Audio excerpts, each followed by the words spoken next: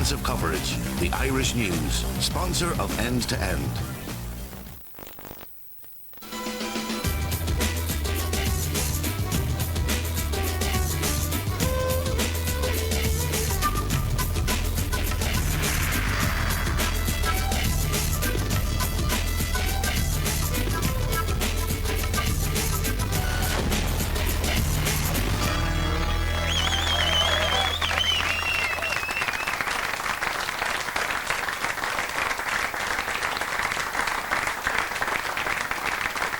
Yes, hello and welcome to this special edition of End to End, the last in the series.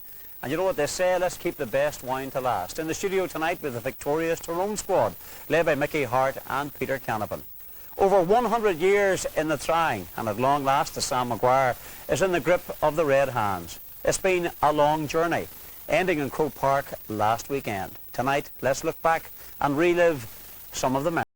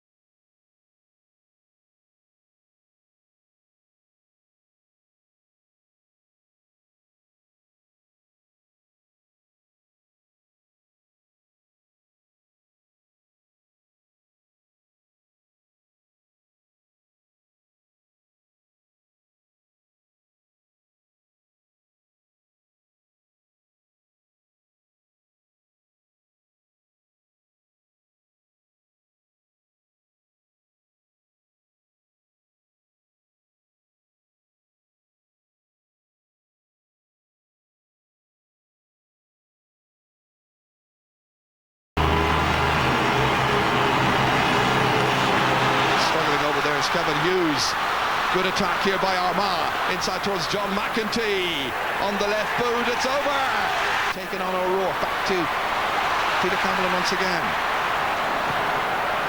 Canavan leaving it there for Cavlin, and that's a very fine shot indeed, and it's over the bar, along the line here, inside towards Brian McGuigan, ready to take on McGeaney, taking him on in some style, and cracking it beautifully over.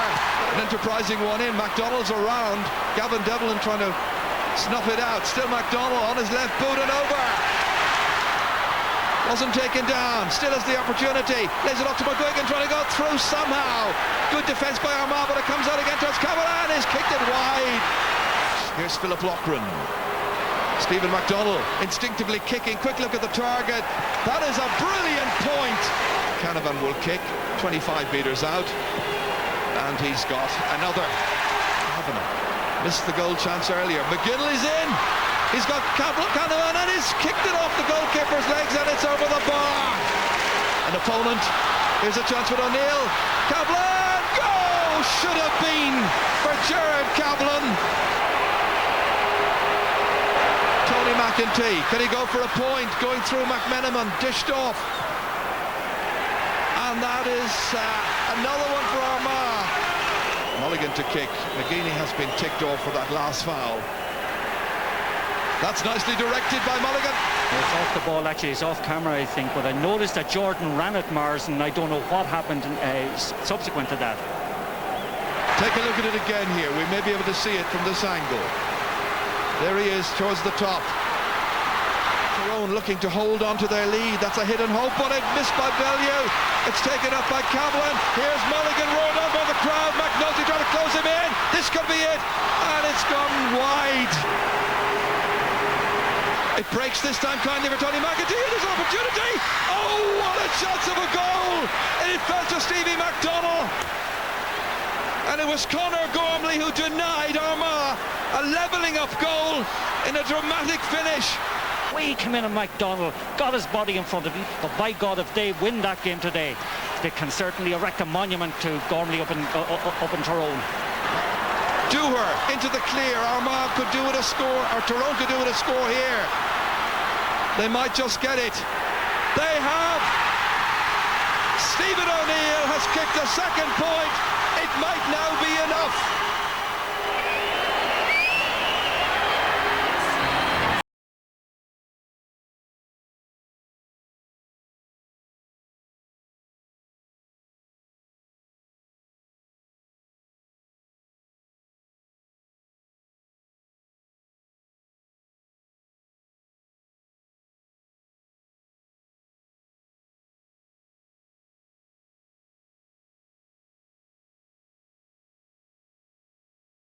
Everybody tells you about how well organised you are. The plan was that the man beside you would come off after 15 minutes and come on for the last 15.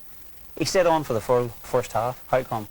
It wasn't as exactly scientific as that, Adrian.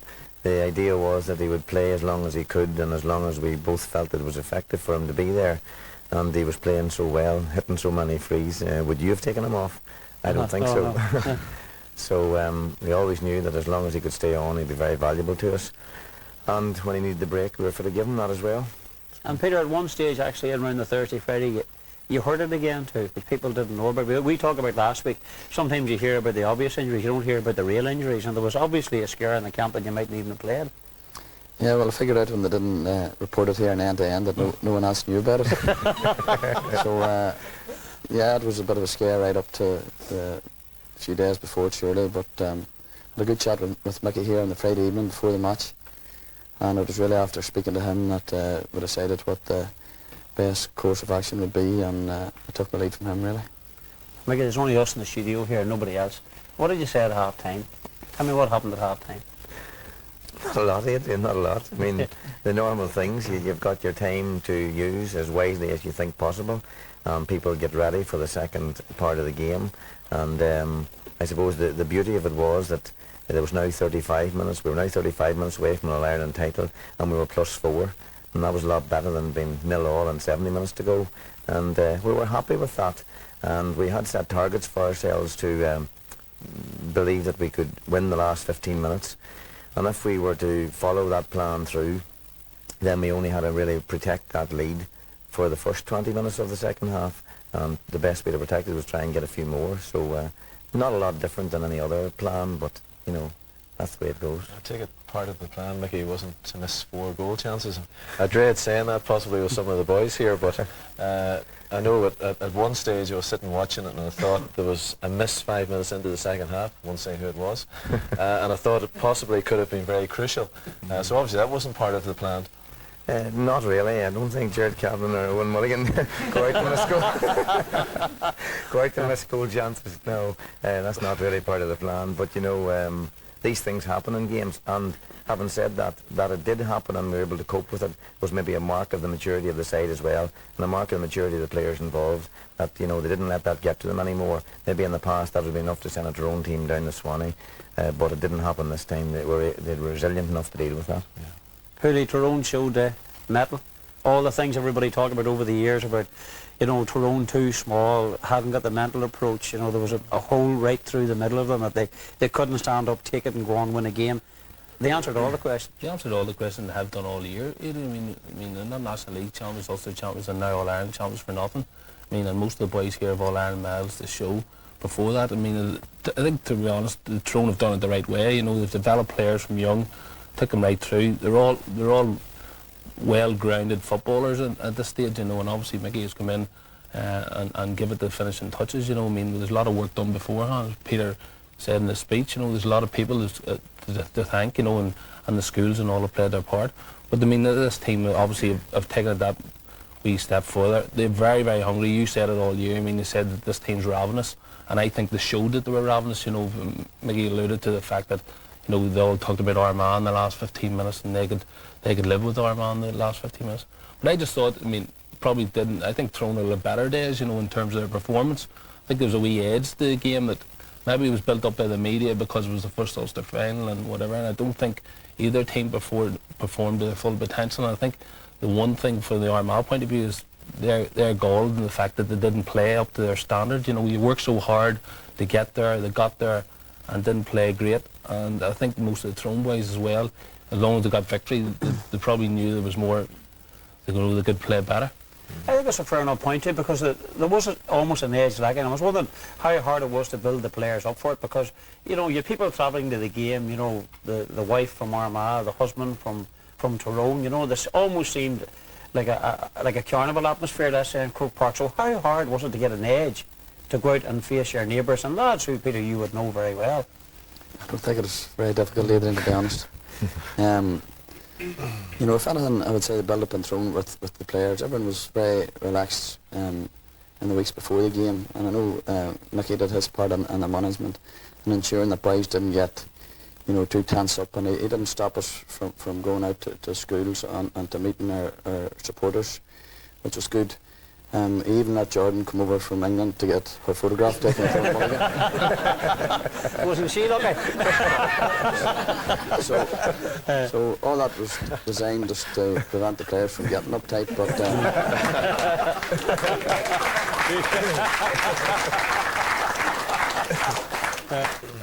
So we know what was wrong with his scoring capacity that day as well.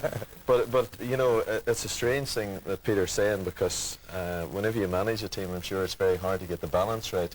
Whether, you know, your personality as a strong, possibly aggressive person comes through, or whether the best thing to do is be relaxed. And certainly looking at the build-up, I thought Tyrone were much more relaxed. I did feel Armagh went in as favourites perhaps, but under pressure. And I thought a lot of that pressure was self-inflicted.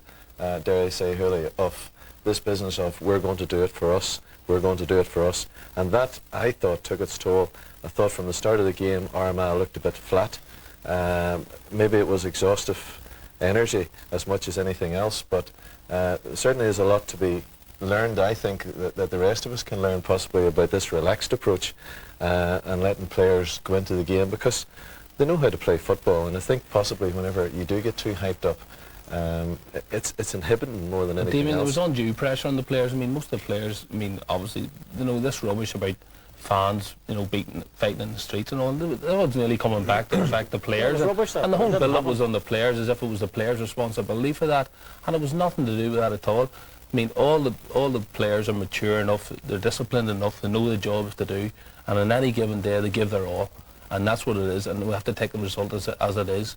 You know, it's not hard for us to, you know, it's not easy for us to take the defeat in Armagh. I mean, certainly we're all gutted, but in the end of the day, it was a match. They played their heart out, and they were beat by a better side on the day.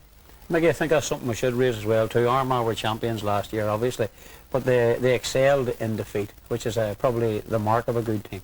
Well, certainly, I think we've alluded to that a number of times since the end of the All-Ireland final. They were gracious in defeat, their supporters were very gracious, and so indeed was their management, and that was a real mark of them as good champions.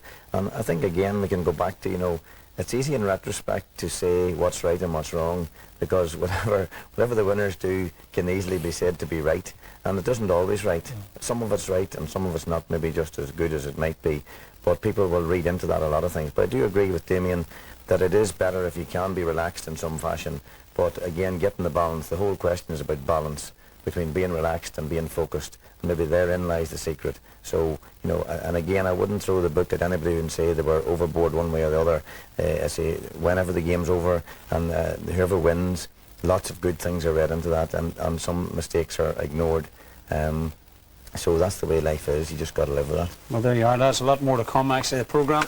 We'll be back in a couple of minutes' time. Please don't go away.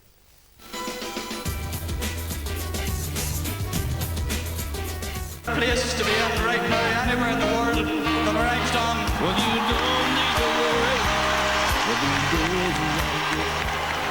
Words will not do justice my feelings or the feelings of these players here at this precise moment.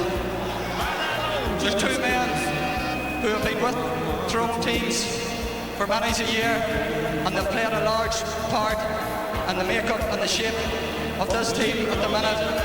And their great Tyrone Gaels, who I want to pay respect to now, is Art McCurry and Eugene McKenna.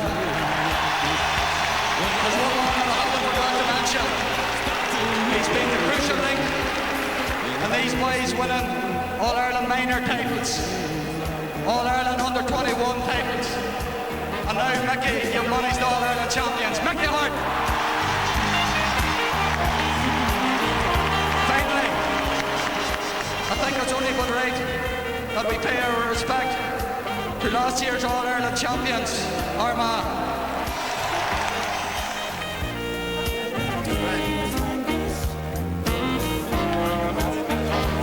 Well, everyone is up front in the nut putting tricks.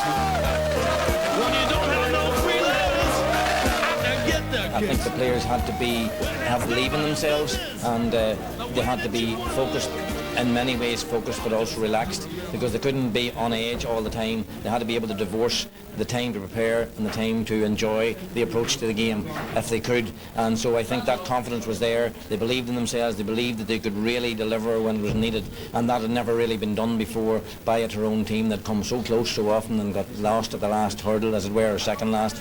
And this time it had to be done. They had to go take a step boldly further than anyone had done before, and today these boys did that, and I'm so proud of them, and so proud for everyone associated with Tyrone football over the years, because they all contributed to this victory. It's just one of those days we didn't perform on. Fair play to Tyrone. I hope they enjoy it as much as we did this last 12 months. Our boys have a lot of character in them, and who knows, come January next year, maybe they might be well rested and looking forward to starting again. And would you fancy another crack at the All-Ireland? Well, if they want me, I'm not going to run away. There's no quitters there in that dressing room.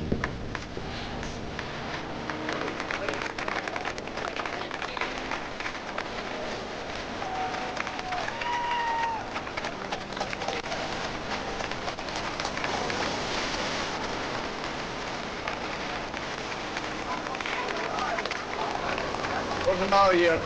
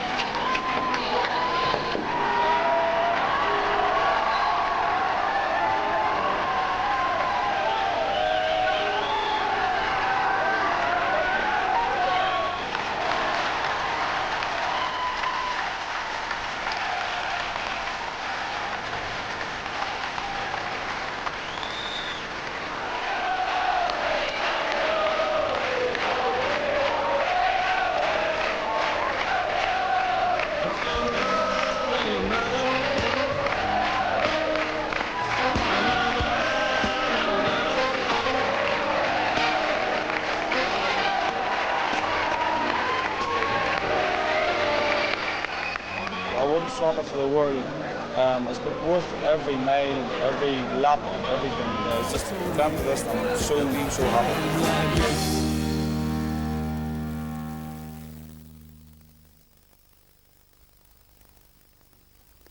Thanks to Philip Campbell, October programmes, for some of those splendid behind-the-scenes shots. But let's move across the studio now and join Frank. Yes, I find myself drawn to probably the most instantly recognisable player on the Tyrone team. Owen, you have had success at a very young age. Do you appreciate it? Oh, definitely. I think all the boys would appreciate it. You know, Mickey and Father Jared and Paddy Tallis offered us, you know, the best training and the best facilities as well, and you know, minors and under 21s with one, and this is icing on the cake. When the game ended, what were the feelings going through your mind? I think all the players will tell you as well, emotion more than anything. Seen grown men crying and hugging each other, and it was very emotional for myself as well. And Kieran, you almost missed the match because of injury. When you realised you were playing, how delighted were you? I think it's every boy's dream to play in an Ireland final, and I was no different, and I didn't want to miss out on that chance. I know that the night that I got injured, I was very disappointed, like, and took a few of the boys in the team, especially the likes of Robbo there and the beginning, you know, they reassured me and helped me to get me back, like, and it was great to be involved. The reaction from the fans as a result of you winning the Sam Maguire, how has that made you feel? Oh, it's unbelievable, like, you know, as Muggsy alluded to there, he mentioned people crying, like, and the scenes are incredible, and something that I never thought would happen. Muggsy's a great name for him, isn't it? We've had a few emails since the programme started. Who does his hair? I don't know. I think it's Heather, maybe a mother. A lady with great taste. Sean, very big responsibility midfield for a chap so young. How did you enjoy playing in the All-Ireland final? It's unbelievable now. It's everyone's dream, and to get the chance to play whenever you're 20 years of age, it's unimaginable maybe when you're young, but it's a great side, and playing alongside Kevin, it's been great all year, and a lot of older players like Peter and Brian, they're carried enough that responsibility and reassured me, and I've been really enjoying it now all year. It's just brilliant now to take the cup home. Well done, you've had a good season, but I have to say I think the man who's had the best season of all might be sitting here. Philip, how good has it been for you? It's just been a dream come through, I suppose. When you're a young age, you just dream of winning the All-Ireland, and when you win a minor and under 21, it's hard to put into words how you feel, but when you win Sam, it's just something else. And your dad was the man responsible for Taxi for Maguire. Where did that idea come from? Well, I suppose just come from nowhere. I suppose it'll be good when Sam maybe gets in it, and next Tuesday night in the Mile will be some finals with it. There are more tours to be done. I was definitely planning to go yet. Fellas, well done. And Brian, you must be very proud of these younger lads. It's great to them. Brought a whole new lease of life to all the players. And just their attitude and intensity of training is second to none. And Brian, you had the flu too and the build up to it. These things can happen, things can go a wee bit astray, you know. I suppose a player so fit, there's a fine line between being totally fit and maybe catching the flu and stuff like that. No, I think it's maybe nerves as much as the flu probably, but now I just thank God I was able to play and do my part. But there's 30 or 31 other boys here, and they've all done their part too to get us to where we are today. Well listen, we'll not praise Mickey Hart too much. We'll say that he got a Cormac on the edge of the square by accident, but that'll be a fair enough point, you know. What a season you had. You've been everywhere too, the middle of the field, everywhere, now at full back. Yeah, well, I started off in the middle of the field. Well, I didn't start off at all. It was about April till I was playing because I was sitting out for a while with a knee injury. But whenever I got back in then, I would play a couple of matches, and then I was actually playing against Brent's club and I got suspended. So that was it for about another month. And then I was back in and I played one match, and then I was out again for another month with a cracked cheekbone. And then I came back in and played another match in midfield, and then that was the Doncaster final, and the next week Mickey asked me to go back to full back, and I saw it as a good challenge, and I've enjoyed playing there since, and well, thankfully the last 4 matches then went very well for me, so yeah. Damien, that was one of the points we talked about in the end then, actually. One of the things when we were asked for our opinions who'd win the All-Ireland, on a personal level, you're the one that said it as well too. We talked about the strength and depth of this Tyrone team on the squad. That was another case in point, wasn't it? I think possibly to qualify that a wee bit more, the one thing that I had great faith in was the football ability of the Tyrone squad as much as anything, and I think all year we saw massive scores, and what we've seen as well is a quality of football, all very comfortable in the ball. Obviously the intensity, which is something that I think has been missing previously, which comes with a bit of maturity as much as anything, was there, and there was a sense of purpose about them, and a great cohesion, and the athleticism, and we can quantify that in various ways, but I knew the likes of Cormac, or I'm sure a few other guys that are sitting up there, could easily have gone in and acquitted themselves in any position, and really within that central third, I think footballers, real footballers, can play anywhere. Full back, full forward, perhaps specialist areas, there are only a few, but Tony Scullion tells me that Cormac's just a born full-back and has always said that, so perhaps, as we know now, he's a very capable player.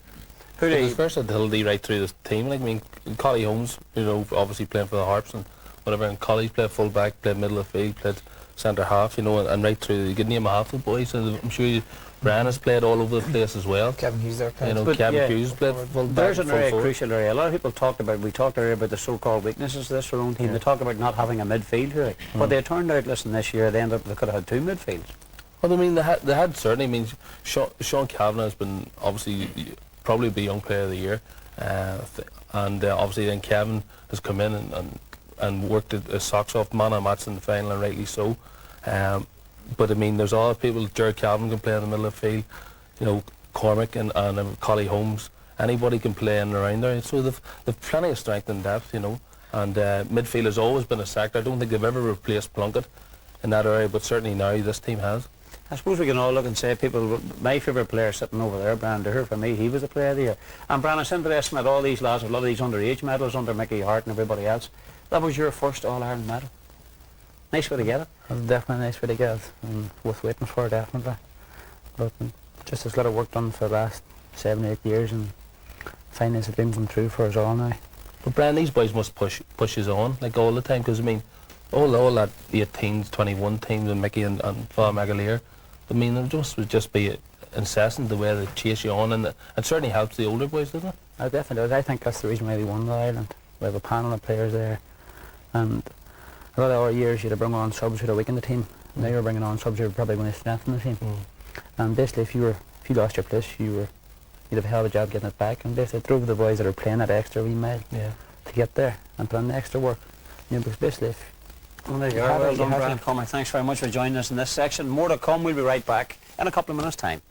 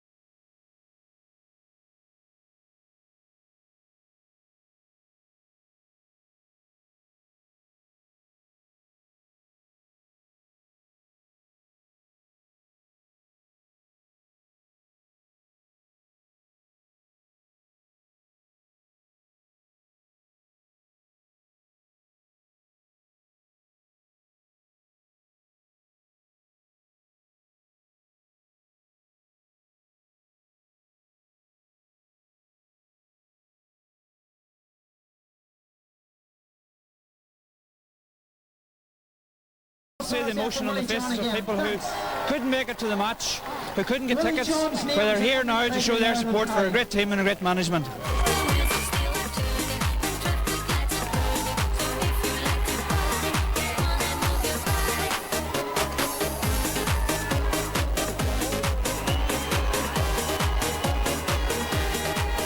Well, your reaction whenever you carried that trophy into your own hometown of Ballagolly? It was absolutely unbelievable. It was probably everything that you ever dreamt of multiplied by 10. It was just unbelievable, and me and Peter and John and Mark and Cormac, all of us were at the top of the bus, and to lift Sam up and see everyone that you know and have followed you up through from under 10s to right through to senior ranks, and to see you taking home Sam Maguire to your hometown, it's something that'll live with me for the rest of my life anyway.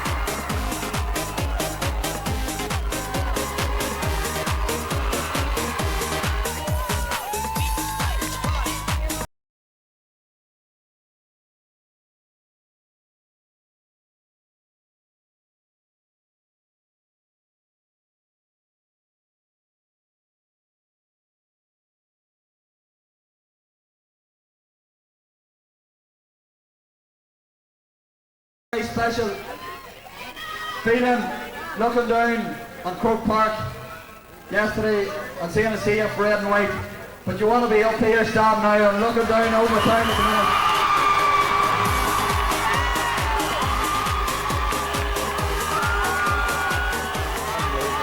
The people here is phenomenal. I'm just shows you what it means to people at Tyrone and everyone in Ireland, providing such strength. Beyond your wildest dreams, I suppose. I mean, nobody ever expected maybe 60,000 people to be lining the streets of Omagh. It's just completely see a red and white. It's fantastic.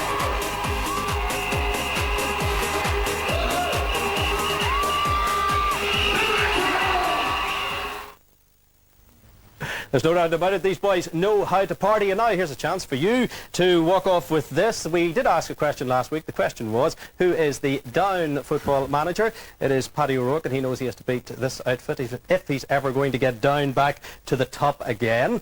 But who has won? It is our signed jersey from the end-to-end series. We had thousands of entries. We've put 100 of them into the good old Sam Maguire, and Ger is going to dig down deep and pick out a winner. And the winner is, Tyrone win everything tonight. It's Katrina Kilpatrick, 23 Ahadar Road, Ahar. Oh, very good. Well done. Katrina, yeah. Well done to her. Now, just to let you know, at the start of the season, Tolls Bookmakers give us all a free bet with the winners, the money going to charity. So let's see who got the hurling and who got the football right. As far as the charity bets were concerned, nothing for Hooley, nothing for Damien, but who won on the hurling? I did Kilkenny, £500 for the Southern Area Hospice Services, that's Newry Hospice, and Logie tops in the football, Tyrone, Sperrinview Special School getting £1,000 thanks to Tolls Bookmakers. Hooley, Damien, anything to say about that now? Well, it just shows you Frank's a genius in hurling, isn't it?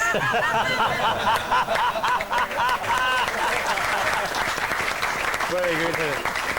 Well, here, I think all of the Tyrone players would like to take the opportunity publicly as well now too. I know everybody did a lot of things to win in All-Ireland, but Conor Gormley's in that chair, and I think he did more than an awful lot of people to bring this Sam Maguire to Tyrone. I think maybe he deserves a round of applause. You're not going to get one from me. Are you going to applaud him today? Do you even remember the moment? Very vaguely. I suppose the best time we seen it was the start of the show there. It was just McDonald sort of just seen him spin off, and I just got back in time to get the block in, I suppose, and thankfully I stayed out, and I suppose all history now nearly. And now the commentators said they're going to build a monument for you in Tyrone. What do you think of that? Ah, it'd be nice now. But to be fair, if you take a look at it, you must have been about 4 or 5 yards off the ball to get back to it. It was just perfect, wasn't it? And obviously no penalties there, you know. I suppose just timed it right, and it'll be something that'll live with me for the rest of my life, I suppose. God knows maybe what will happen if it had went to the net, you know. Damon, that was one of the most exquisite pieces of defending we'll ever. Superb piece of defending. Obviously, it's a skill that, well, very much is nearly out of the game now. But I'm sure you can see from that it was just a distinct or an instinctive thing that he did. And obviously, Stephen didn't see him coming either. But it was a spur block and obviously a defining moment in the contest because at that stage, obviously, one didn't know what way it would have went because. I think Jared spoke the week before and we felt that a goal from either side would be a defining moment in the game. But certainly, I mean, for the union of backs, I think it's nice to see such an impact from a defender as opposed to someone on the other end of the field.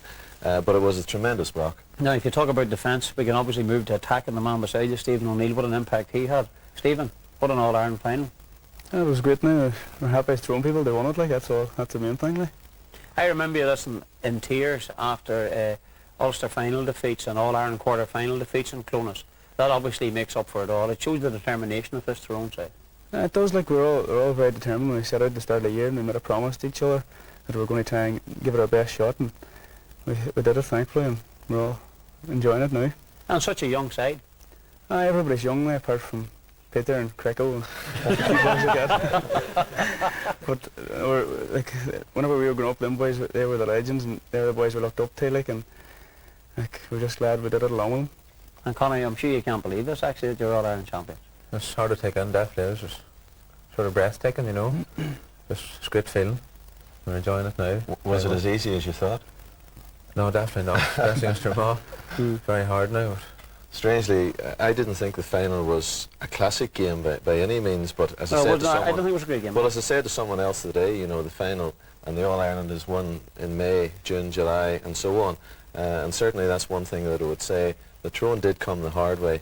I had my fingers crossed whenever Fergal Doherty was going through in Clonus, but defining moment, he missed the score. Tyrone could have come back and won that day.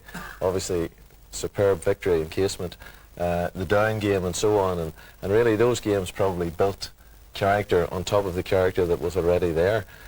So whilst Sunday's match wasn't a classic, I think the All-Ireland was won before that. I would say for all Tyrone people it was good enough for all this. Well, I think we'll nip across to the far side of the studio. We'll join Frank again. I think you have a few more guests to speak to.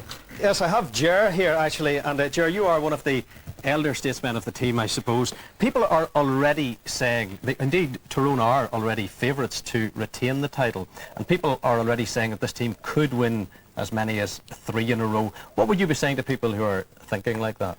I suppose there's a whole lot of work to be done before you're talking about that. I mean, as Armagh found out this year, like, winning 2 in a row is just, it's this incredible task, you know, and luckily we went out in the final, and although some of the people are saying we didn't play reasonably well, we done the job that we set out to do, and that was really to win it, you know. The homecoming, it was special.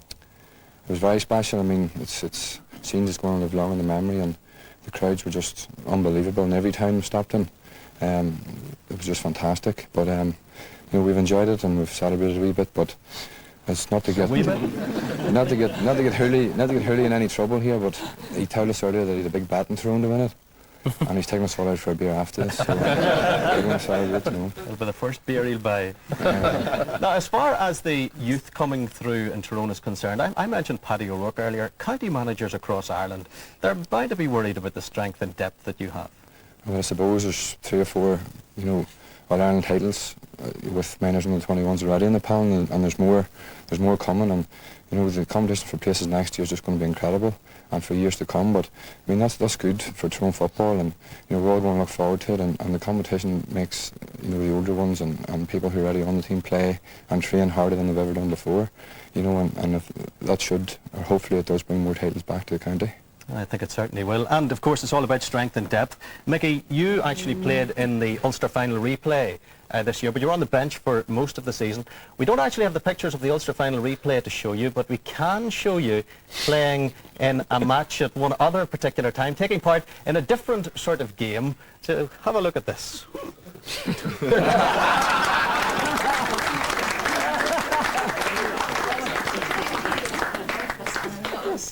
He's been a semi-professional crossbite rider, a semi-professional boxer, a semi-professional Gaelic football player, and on our first activity, horse riding, you'd never have guessed, a semi-professional show jumper. So really, I didn't stand a chance. What do you do, son? If you have it all, you have it all. If you have nothing, you have nothing.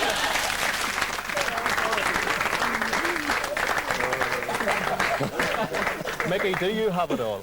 Well, you need to ask Luggy that in there now. I know one thing I don't have is a voice. You have been leading the singing actually, and the spirit in the camp's tremendous, isn't it? I just think it's unbelievable. The spirit in this camp and all year has been just fantastic, and especially this week has been even better. It certainly has, and it's going to continue. Fellas, I think you'll agree it's a great spirit. Yeah, fantastic stuff all together, boys. Great stuff. We'll be right back in a couple of minutes' time. Just we're into the break. We'll see you in a couple of minutes' time.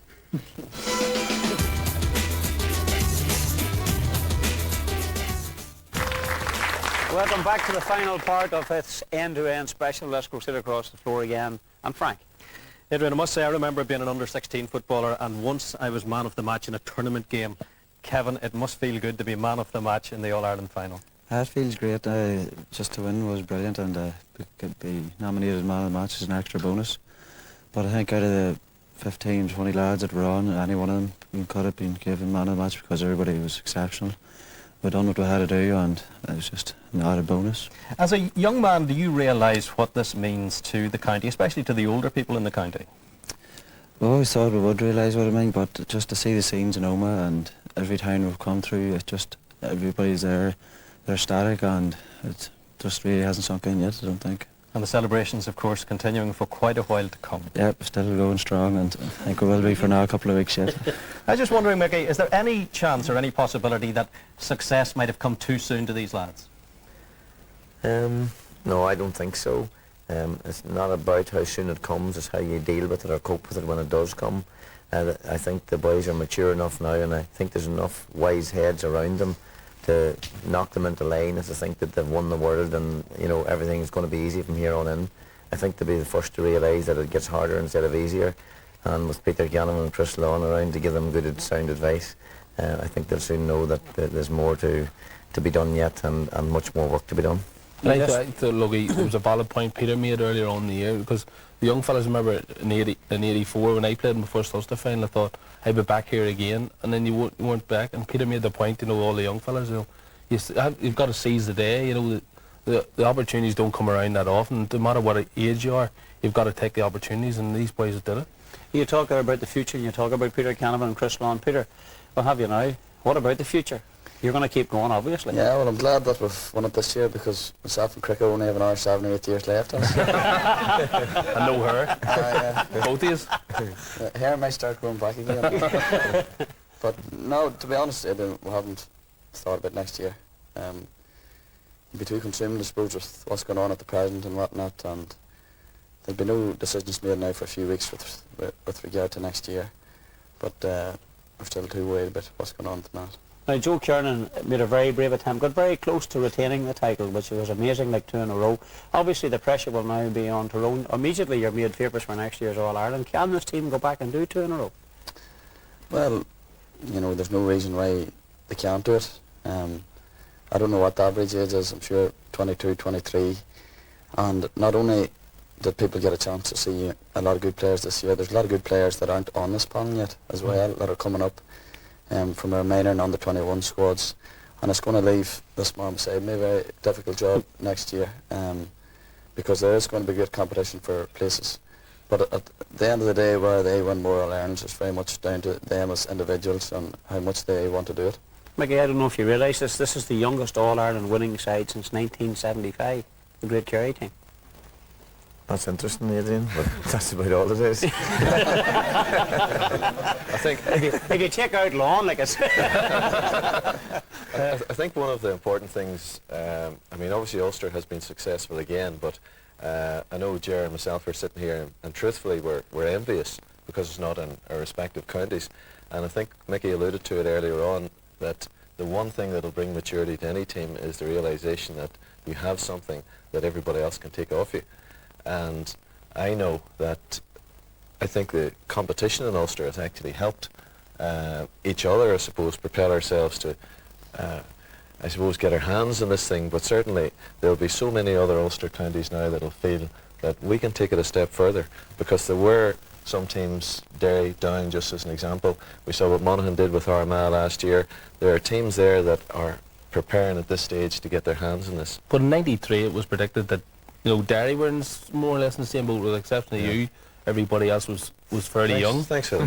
but they were in the same boat. Derry had great underage set up, and everything was going, and thought Derry would win more All-Irelands, and it didn't happen, and it still hasn't happened. What we hadn't got was a backdoor system, and I never bet on anything, but I could tell you the teams now that will be playing football in August next year, and I've no doubt Tyrone will be one of them.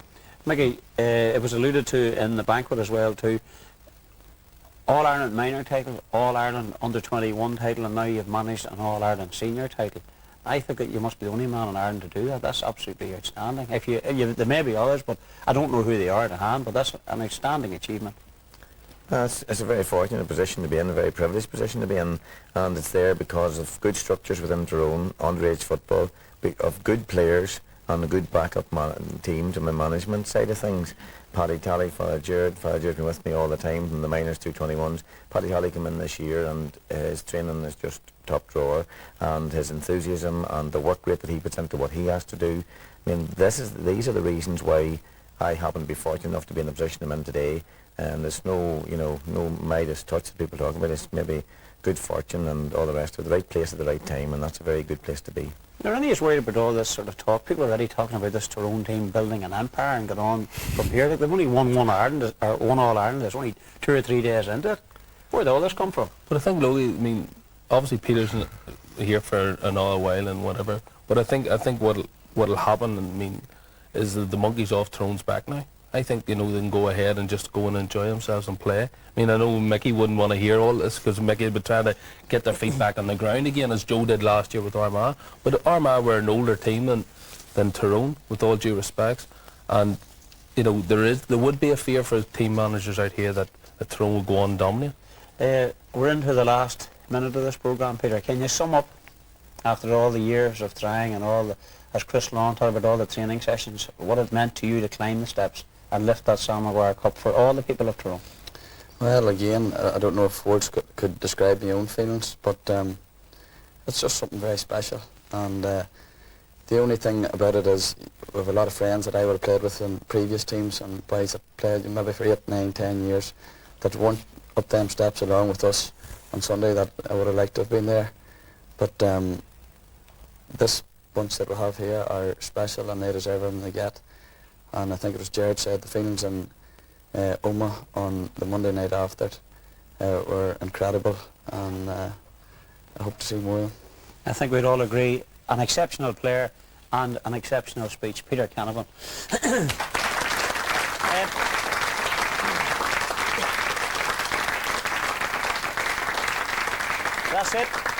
That's it. Many thanks to all our guests on this year's End to End, and particular thanks to Mickey Hart, Peter Canavan and the successful Tyrone team. What a year it's been. It's been a long time coming. Many low points and lots of heartbreak. But let's finish simply by saying that Sam Maguire has just nipped in from his neighbours. How long he stays remains to be seen. Good night.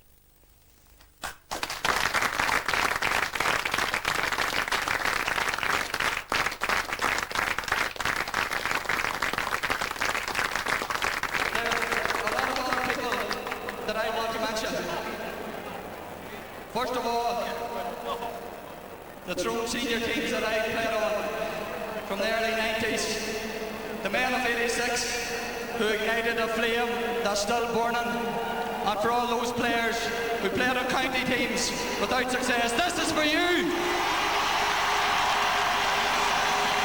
I want to mention two people who played a big part in the personalities of myself and the personalities of this team. One person who would be the proudest man in Ireland if he was here, my father.